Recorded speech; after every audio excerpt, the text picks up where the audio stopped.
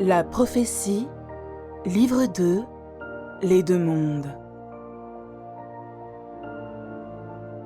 Un roman autobiographique de Declan Reid. Avec les voix de Claudine Abdelkader et d'Alexandre Michalak.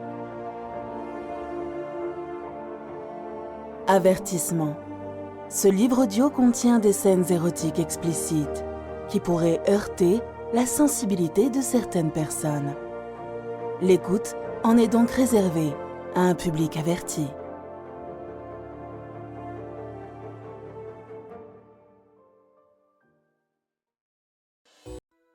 Chapitre 4, Gabriel. Nous avons quitté Miami depuis 1h30 et nous allons vers le sud sur la US Highway 1. De chaque côté de la route à 4 voies, le paysage est infiniment plat. Nous longeons les Everglades sur notre droite. Cheveux au vent, Nathalie tient à merveille son rôle de guide en me parlant de la Floride, mais refuse obstinément de me révéler notre destination. Chaque fois que je lui pose la question, elle fait la moue et fronce les sourcils. En toute logique, nous allons vers les Keys, mais surprise oblige, elle reste évasive chaque fois que j'aborde le sujet. C'est bientôt le premier pont, une bande de terre, un deuxième pont. Nous roulons au-dessus de l'océan. Il suffit de ne plus regarder la route pour avoir l'impression de voler entre l'azur du ciel et celui de la mer. Nous passons d'île en île. Sur chacune, la Mustang traverse de petites agglomérations qui sont autant de stations balnéaires avec leur marina et la même grande rue. De chaque côté, des immeubles à un seul étage, dont les rez-de-chaussée sont aménagés en commerce, bars et restaurants encore vides à 7 heures. À l'entrée et à la sortie de chaque ville, on retrouve les mêmes pavillons surélevés avec terrasses et, de temps en temps, un peu isolés, quelques maisons nettement plus cossues. Au fur et à mesure que nous avançons, les constructions se font plus rares et l'océan devient omniprésent. Il n'est pas loin de midi et nous sommes mardi 14 février, la Saint-Valentin. Depuis ce matin, depuis l'instant où je me suis réveillé, j'essaie de dissimuler mon petit secret. J'ai eu du mal à cacher discrètement au fond de mon sac la petite boîte qui ne me quitte pas depuis Jamena. Je joue à celui qui ne sait pas, celui qui a oublié. Bref, le monsieur pas très galant. Je me dis qu'elle pense peut-être que, dans mon monde africain, ce n'est pas la fête des amoureux, mais un jour comme les autres. Il m'a bien semblé déceler une lueur dans son regard quand Fernando a chargé nos sacs. Lorsque j'ai demandé où nous allions et pourquoi elle insistait pour que je prenne mon maillot de bain, j'ai eu droit à un petit regard en coin, très mystérieux. C'est une surprise. Traduction, ne cherche pas à en savoir davantage. Je serai muette comme une carpe. Par jeu, plus que par nécessité, je l'ai encore prise dans mes bras pour descendre l'escalier. Elle marche plus facilement qu'hier, mais j'ai noté une petite grimace de temps à autre, suivant la façon dont elle s'appuie sur sa jambe. Hier soir, nous sommes d'ailleurs restés très sages. Non pas très sages, sages seulement, pour ne pas risquer un faux mouvement qui aurait aggravé son état. Ce matin, en l'aidant à s'installer au volant, je lui ai fait promettre de consulter un médecin à notre retour si elle ne sentait pas d'amélioration. J'ai eu sa promesse appuyée d'un bisou. Nous venons de quitter Boot Cay et la voiture s'engage sur un pont qui semble se perdre dans l'infini de l'océan pour arriver nulle part. C'est impressionnant. Nathalie m'explique que nous sommes sur le 7 Mile Bridge, autrement dit, un pont qui fait plus de 11 kilomètres. Le paysage est magnifique, encore une fois, cette impression magique de voler entre ciel et eau. Un panneau nous indique « Bahia Honda Cay, un demi-mile ». Nous sommes de nouveau sur la terre ferme, mais j'ai l'impression que nous allons au bout du monde. Plus loin, on aperçoit le début d'un autre pont, et un panneau nous signale la prochaine île, Big Pine Cay. Et puis, au moment où je m'y attends le moins, Nathalie ralentit, sort de la highway et s'engage sur une petite route qui, très vite, devient une rue et pique tout droit vers le nord, au milieu des marinas et des quartiers pavillonnaires, avec leurs villas cossues. Cette île est beaucoup plus grande que les autres, mais alors que je nous croise arriver, Nat s'engage sur un autre pont. Devant nous, une île beaucoup plus sauvage que toutes celles que nous venons de traverser. Un panneau « No Name Key », l'île sans nom. Tout de suite après le pont, Nathalie prend à gauche et longe ce qui semble être une lagune bordée d'arbustes. De ci, de là, Quelques maisons à l'aspect plus rustique. Encore 1 mile et Nathalie sort de la route pour s'engager sur un chemin de terre. Un subtil changement dans l'air nous indique que nous allons retrouver la mer. La plage est toute proche, dissimulée par une petite dune cordon. On ne la voit pas, mais l'on distingue très nettement l'odeur caractéristique des cocotiers, des buissons et des herbes hautes du bord de mer. Je regarde Nathalie pour savoir si nous approchons de notre destination. Elle reste imperturbable, très concentrée sur sa conduite. Le soleil à son zénith allume des reflets d'or dans ses cheveux. Après un dernier virage, sur la gauche, dissimulé par quelques buissons et arbustes qui parsèment tout le littoral, un petit chalet de bois, et juste devant, un parking de terre battue avec un vieux pick-up Ford, garé sous ce qui semble être le seul arbre alentour. Sur la porte, une inscription en lettres peintes. No name key, chalet rental. Nathalie serre le frein à main. Un câlin sur la joue, un bisou. Attends-moi là. J'en ai juste pour 1 minute. La minute dure largement plus de 5, mais il y a longtemps que l'Afrique m'a habitué à ce genre de distorsion temporelle. Lorsqu'elle réapparaît sur le seuil, elle est accompagnée d'un jeune homme à chemise à fleurs et vieux jeans, transformé en short d'un coup de ciseau. De là où je suis, je n'entends pas ce qu'ils disent, mais pour appuyer ce qui semble être une explication, le garçon lui montre une direction, en faisant pivoter sa main vers la droite. Point n'est besoin de traduction. Elle a loué un chalet et il se trouve tout au bout de la petite route, sur la droite. Une pochette bleue à la main, Nat revient vers la voiture. Les 3 heures de route y sont-elles pour quelque chose? Il me semble qu'elle boite légèrement. Je descends pour lui ouvrir la portière, ce qui me vaut un grand sourire et 2 petits bisous. Je fais le tour du véhicule, monte à mon tour, lui prends le menton entre le pouce et l'index. Tu as plus mal que ce matin. Je ne sais pas si passer 3 heures au volant était bien raisonnable. Ne t'inquiète pas, ça va aller. À partir de maintenant, je vais me laisser dorloter. Je ne fais plus rien, sauf du canapé et un bisou de temps en temps. Tu le sais bien, quand tu es près de moi, je ne peux pas rester sans bisous plus de 5 minutes. Elle rit et démarre. Nous roulons pendant encore 2 kilomètres. J'ai pu compter les toits de 5 chalets dépassant de la dune. Selon mes calculs, notre plus proche voisin sera à 500 mètres si tant est que le chalet soit loué. Au fur et à mesure que nous avançons, l'état de la petite route se détériore et l'on voit bien que les nids de poules ont été rebouchés à la hâte. Au bout, à droite, impossible de se tromper, on ne peut pas aller plus loin. Nathalie se gare sur le parking, derrière ce qui ressemble plutôt à un confortable bungalow qu'à un chalet de plage. Décidément, les normes américaines ne sont pas tout à fait les mêmes qu'en France. Le jeune homme de l'accueil qui nous a suivis avec son vieux pick-up se gare juste à côté de nous. Il vient pour la remise des clés et l'état des lieux. Je ris. Ah bon? J'ai cru un instant que tu l'avais invité. Nathalie ne se laisse jamais démonter, même avec une patte folle. J'étais justement en train d'y réfléchir. Je trouve qu'il est plutôt mignon. Qu'en penses-tu? Je fais semblant de ne pas avoir entendu, mais mon sourire a dû me trahir. Nous sommes garés sur l'arrière de la bâtisse et mon premier souci est d'aider Nathalie à descendre de la voiture. Une allée de tufs fait le tour du chalet, ce qui nous évite d'avoir à marcher dans le sable pour y accéder. Avec une extrême gentillesse, le jeune homme, qui a remarqué que Nat avait un problème, prend nos bagages dans le coffre de la Mustang. Il nous précède dans l'allée et nous guide vers l'entrée. L'entrée, justement, nous y sommes. Quelques marches de bois. De toute façon, tout est en bois. Et l'on accède à une immense terrasse protégée par un auvent qui déborde largement l'emprise de la maison. La terrasse, à elle seule, doit bien faire plus de 50 mètres carrés, sans compter l'énorme niche de briques réfractaires contenant un gigantesque barbecue. De quoi y faire rôtir un bœuf. Tout le mobilier est en teck. Grande table rectangulaire, chaises, et de l'autre côté de la porte d'entrée, dans le coin le plus abrité, l'espace détente avec 2 transats, une table basse, 2 fauteuils et un immense canapé de bambou, abondamment garni de confortables coussins multicolores. Le garçon s'efface pour nous laisser rentrer.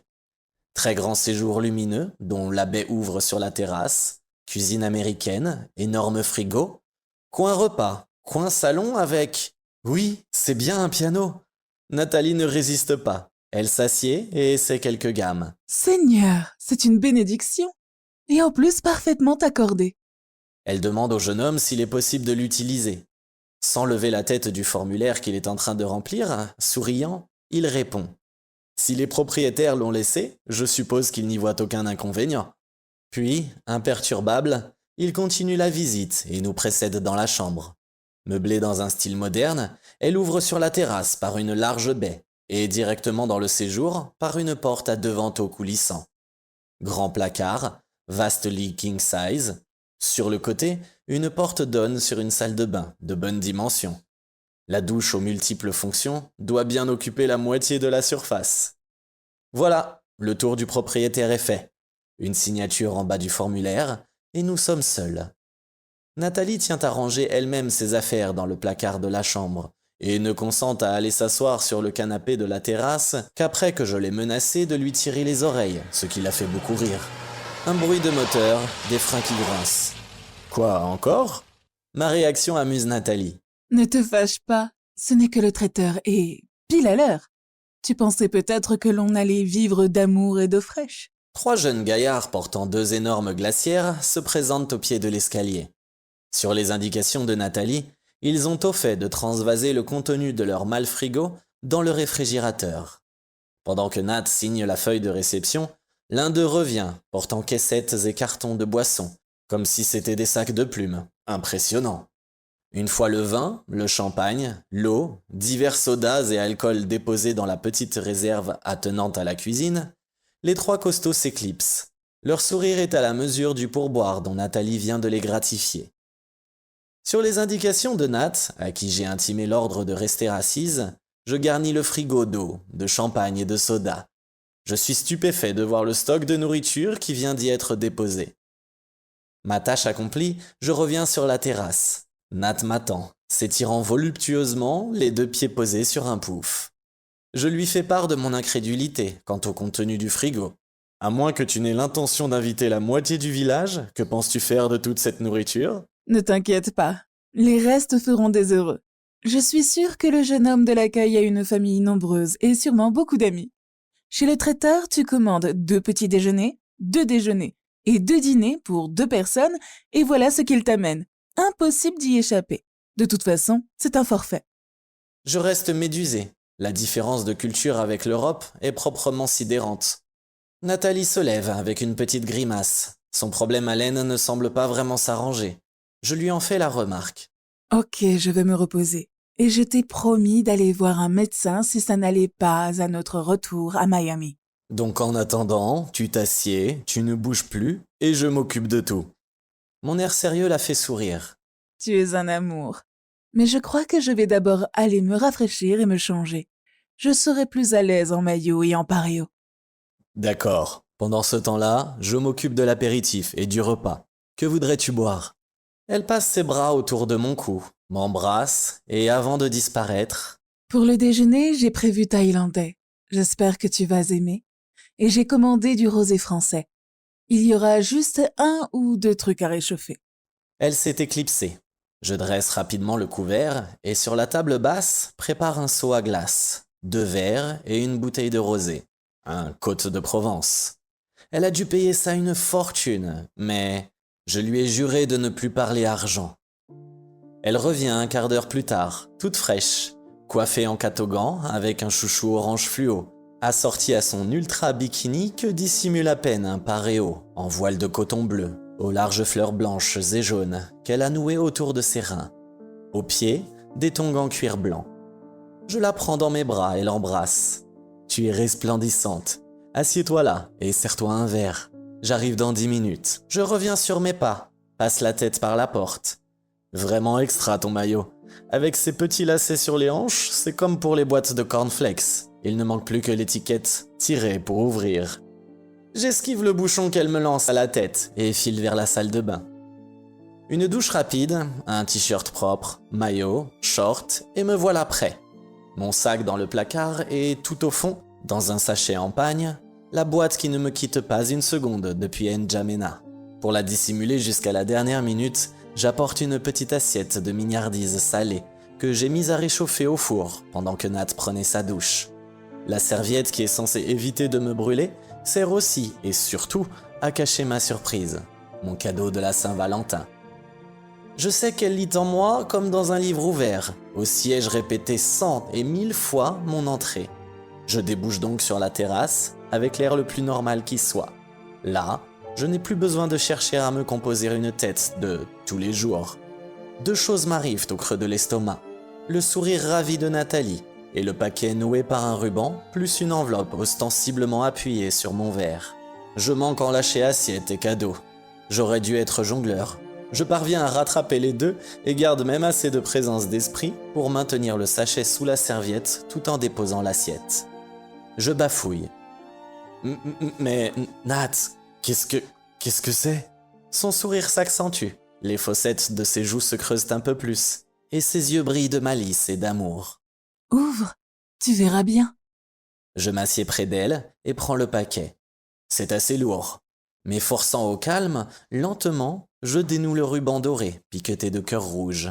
J'écarte doucement le papier, sur lequel alternent abeilles et fleurs de lys, et les bras m'en tombent. Je ne m'attendais vraiment pas à ça. 2 magnifiques livres anciens à la reliure de cuir patiné.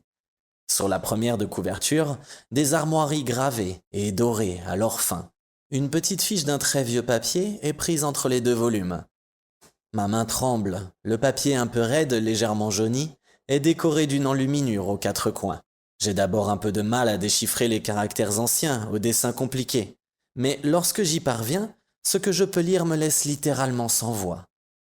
Librairie Sourget, Mémoire du Seigneur d'Argenton, Armoirie, de gueules au chevron d'or, accompagnées de 3 coquilles oreillers d'argent, lignées de sable posées 2 et 1, le tout à la doublure d'or. Mémoire de Messire Philippe de Comines, Seigneur d'Argenton, Histoire des rois Louis XI et Charles VIII, depuis l'an 1464 jusqu'en 1498. Édition de Paris, 1747, Abbé Langlais du Frénois. J'ouvre avec précaution le petit mot bleu qui l'accompagne. Mon tendre amour, c'est Béatrice qui m'a donné l'adresse, mais c'est moi qui les ai choisis. Malgré mon ignorance abyssale de l'histoire de France, j'ai tout de suite su que c'était cela que je devais prendre et rien d'autre de ce que le charmant vieux monsieur qui m'a reçu m'a proposé. Ne me demande pas comment, je le savais, c'est tout. Peut-être parce que je t'aime tant, que tu vis en moi et ne me quittes jamais. Bonne Saint-Valentin, avec tout mon amour, Nathalie. Je repose la carte. L'émotion est si forte que je ne suis pas capable de dire grand-chose. Nat, tu es folle, il ne fallait pas. Merci mon ange. Quelques secondes pour récupérer. Je me penche vers elle, caresse doucement sa joue et l'embrasse avec toute ma tendresse. Dans mon geste pour prendre appui sur le bord de la table, j'enlève le carré de tissu et fais glisser le sachet vers elle. C'est à son tour d'écarquiller les yeux et de bredouiller. Je pensais que, ce jour-là, enfin, que ce n'était pas dans tes habitudes de... Je caresse ses cheveux du bout des doigts, tandis qu'elle me regarde quelque peu effarée. Mais qu'est-ce que c'est ? Je ris. Ouvre, tu verras bien. Elle a un peu de mal à desserrer le lacet coulissant qui ferme le sachet de pagne. Y parvient enfin et en extrait une boîte rouge, rectangulaire, ornée de symboles dorés. Sur le côté, un fermoir assez rudimentaire à la manipulation malaisée. Elle manque se casser un ongle lorsque, fébrilement, elle rabat le couvercle. Elle ne s'attendait manifestement pas à y trouver ce qu'elle a sous les yeux. Un document roulé maintenu par un fil doré. Sous le rouleau, une autre petite boîte en carton noir. Celle-là est cubique. Le regard de Nathalie va du rouleau de papier qui tremble entre ses doigts à la petite boîte au fond de la grande et revient vers moi. Très émue, elle essaie de plaisanter. Je connaissais les poupées russes, pas les boîtes. Par précaution, elle dénoue le fil doré et déroule le document, au bas duquel est incrusté un superbe timbre à sec sur 3 imposantes signatures. Elle lit. Laboratoire français de gémologie de la Chambre de commerce et d'industrie de Paris. Certificat d'authenticité, diamant jaune, forme coussin, 1 carat, Fancy Dipilo pureté IF, longueur 6,5 mm, largeur 5 mm, épaisseur 4 mm, fluorescence médium, origine République centrafricaine, certificat original joint validé par le laboratoire. Le papier lui tombe des mains. John, mais c'est toi qui es fou. Je ramasse le certificat et le pose sur la table. C'est fort possible, mais sur quoi te bases-tu pour l'affirmer? Tu n'as même pas ouvert la boîte. Elle me regarde, complètement perdue. Ouvre-la, s'il te plaît. Je ne peux pas. S'il te plaît. Je lui fais un bisou au coin des lèvres, prends la boîte et enlève délicatement le couvercle. La merveille est là, posée sur du papier de soie chiffonné. Excuse-moi pour l'écrin, c'est un peu rustique, mais il a le mérite d'être d'origine, directement de N'Djamena. Quant à la monture, c'est du provisoire. J'extrais la bague de la boîte. La pierre prend tout de suite la lumière et s'enflamme tel un soleil. Lorsque je prends sa main, je la sens qui tremble. Doucement, tendrement, je passe la bague à son annulaire. Bonne Saint-Valentin, je t'aime très fort. L'émotion est violente, elle éclate en sanglots. Je me penche vers elle, la serre dans mes bras. Nat, mon ange, je ne voulais pas te faire pleurer. Elle blottit sa tête au creux de mon épaule. Tu ne peux pas comprendre, John. Aucun homme n'a jamais eu autant d'égard pour moi. Même mon futur mari, qui, à part une bague de pacotille pour nos fiançailles, ne m'a jamais rien offert d'autre. Elle se redresse brusquement, les yeux pleins de larmes, et dans un reniflement peu élégant, mais combien attendrissant, m'interpelle. John, ce diamant a dû te coûter une fortune. Je l'interromps. Je croyais qu'on ne parlait pas argent entre nous. Elle retrouve instantanément son sourire, s'empare de la serviette qui m'avait servi à camoufler la boîte et s'essuie les yeux. Touché. 1 million de merci pour ce fabuleux cadeau. Mais je persiste à dire que tu es dingue. Je confirme. Complètement. Je suis dingue. Dingue de toi. Son baiser a le petit goût salé de ses larmes, qui se mêle au goût sucré de sa bouche. Un baiser sucré-salé. Elle se redresse, s'empare de nos verres, me tend le mien. À la santé des amants fous. À notre santé. Le rosé de Provence est un vrai nectar, juste rafraîchi à point pour ne pas casser les arômes. Une gorgée de soleil. Je lui propose de ranger nos cadeaux, sauf sa bague, et de faire un sort au menu thaïlandais apporté par le traiteur.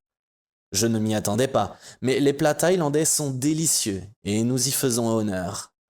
Pendant que je débarrasse et prépare les cafés, Nathalie est retournée sur la banquette.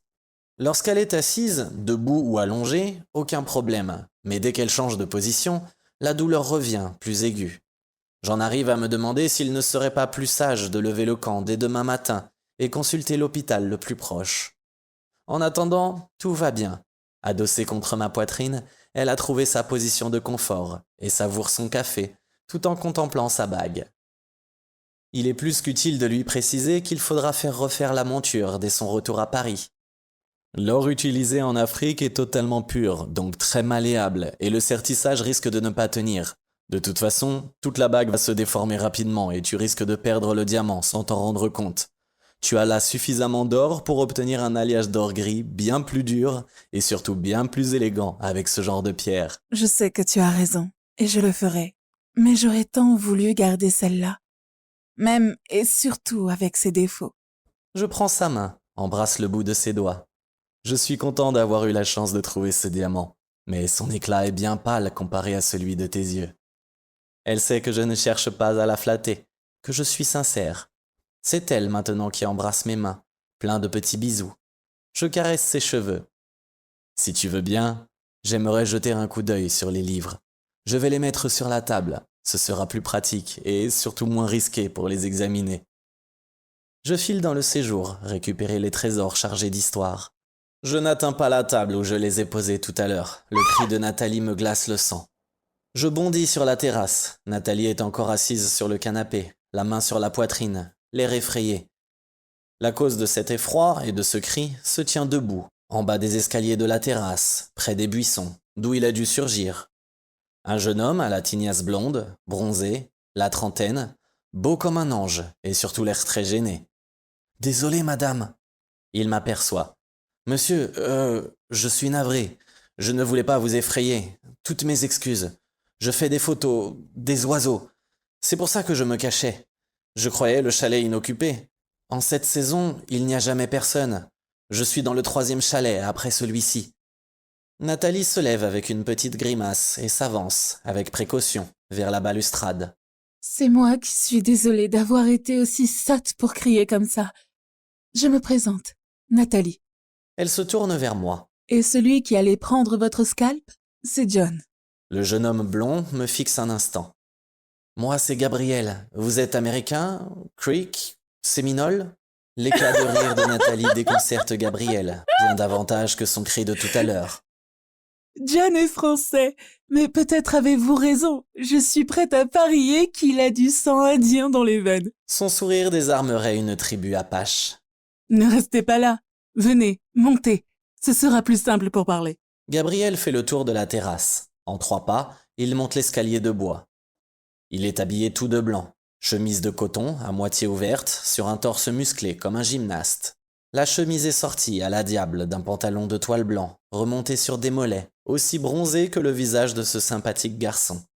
Impeccablement propres, les vêtements sont cependant quelque peu froissés, ce qui sied parfaitement à la décontraction du personnage. À son cou, une large sangle à laquelle sont suspendus un appareil photo et un étui à objectif. Il nous tend la main et, à mon grand étonnement, s'exprime en un français parfait. Sa poignée de main est franche et généreuse. Encore navré pour tout à l'heure, mais enchanté de faire votre connaissance. Sur le visage de Nathalie, la surprise est aussi marquée que la mienne. Elle passe sans transition à la langue de Molière. Vous parlez français sans presque aucun accent. C'est remarquable. Où avez-vous appris? Elle lui désigne le fauteuil devant la table basse. Asseyez-vous. Un thé, un soda ou autre chose? Gabriel s'assied, remercie d'un sourire, pose son attirail sur le plancher à côté de lui. Merci, un tonique fera l'affaire. Je m'éclipse un instant pour revenir avec un plateau, des verres et des boissons. Nathalie se tourne vers moi. Gabriel m'expliquait qu'il avait vécu 5 ans à Paris, où il a suivi un cursus de kiné et d'ostéopathe. Il est rentré en Floride il y a 2 ans. Le sourire de Gabriel est chaleureux. Il a l'air si jeune. Tout en faisant le service, j'observe. 5 ans en France, rentré depuis 2 ans. Si je ne m'abuse, cela fait 7 ans. Vous avez dû commencer vos études au berceau. Le sourire de Gabriel se fait encore plus doux. Merci pour le compliment, mais c'est plutôt le contraire. Avant de partir à Paris, j'ai pas mal bricolé. Surtout dans la photo professionnelle. J'ai 35 ans. Ma surprise et celle de Nathalie sont totales, surtout celle de Nat, dont la spontanéité ne se dément pas. Les sourcils en accent circonflexe, elle s'exclame. 35 ans? C'est incroyable! Vous êtes beau comme un adolescent. Pardon, excusez-moi. Ce n'est pas ce que je voulais dire. Je voulais dire que vous faites très jeune. La spontanéité de Nathalie amuse beaucoup Gabriel. Donc si je comprends bien, je fais très jeune, mais je ne suis pas très beau. Nathalie rougit comme une pivoine. Désolée, je suis vraiment incorrigible. Elle le regarde avec un petit sourire contrit. Non, Gabriel, vous faites très jeune et vous êtes très beau. Mais ne vous méprenez pas. Ce n'est pas une déclaration d'amour, juste une observation clinique. Le rire de Gabriel est aussi clair que ses yeux, aussi franc que son regard et surtout très contagieux. L'heure qui suit est agréable. Sans trop entrer dans notre intimité, nous expliquons à Gabriel comment nous avons fait connaissance. Il semble ému quand Nathalie lui confie combien notre rencontre a immédiatement été fusionnelle. Son regard se voile. Paris est la ville des amoureux, mais ce n'est pas précisément le souvenir que j'en garde. Il se tourne vers moi. Toutes les femmes ne sont pas des Nathalie, et là, gare au cœur tendre. Nathalie et moi sommes désolés. Comment est-il possible de faire du mal à quelqu'un d'aussi doux? Quelqu'un qui, de toute évidence, est la bonté même. C'est comme si Gabriel ressentait notre compassion et voulait nous rassurer.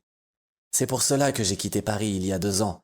La première année, j'ai travaillé d'arrache-pied pour oublier et surtout faire valider mes diplômes français. Ça m'a permis de mieux gérer cette rupture et maintenant, j'ai mon propre cabinet à Miami. Le souvenir de la femme qui lui a fait tant de mal est très certainement encore prégnant. Il a du mal à déglutir. Aujourd'hui, tout ça est derrière moi, mais je préfère passer mes loisirs en compagnie des oiseaux et de mes appareils, plutôt qu'en celle des jeunes femmes que mes amis s'obstinent à me présenter. D'ailleurs, ils m'appellent frère Gabriel. J'avoue ne pas saisir. Frère Gabriel? Allusion à une confrérie? La réponse n'est pas celle à laquelle je m'attendais. Une façon de dire que je mène une vie de moine. Nathalie se penche vers lui. Vos amis ont raison. Il y a certainement beaucoup de jolies filles qui seraient heureuses de sortir avec vous. Gabriel baisse la tête. Oui, sauf que je doute qu'une femme normale puisse se satisfaire d'une simple relation platonique. Lorsqu'il nous regarde à nouveau, ses yeux sont voilés de larmes. C'est plus que ne peut en supporter Nathalie. Elle se lève brusquement, sans doute dans l'intention de le réconforter, mais son élan se brise net. Elle retombe assise avec une grimace de douleur. Gabriel s'inquiète aussitôt. « Vous vous êtes fait mal ?» Je lui explique la partie de beach volley, et surtout l'obstination de Nathalie à venir passer la Saint-Valentin dans les quays, au lieu de consulter. Gabriel a repris l'ascendant, et au spectacle de Nathalie se tenant la cuisse en grimaçant, sa tristesse s'est envolée. Il lui prend la main. « Je suis kiné et ostéopathe, je pourrais peut-être vous examiner. Si vous le voulez bien. » Nathalie me regarde, l'air un peu perdu. Ça devrait aller mieux après une bonne nuit de repos. Je ne voudrais pas quand même ennuyer tout le monde pour 3 fois rien. Je ne peux que lui répondre. Gabriel a raison, tu devrais le laisser regarder ta jambe, maintenant.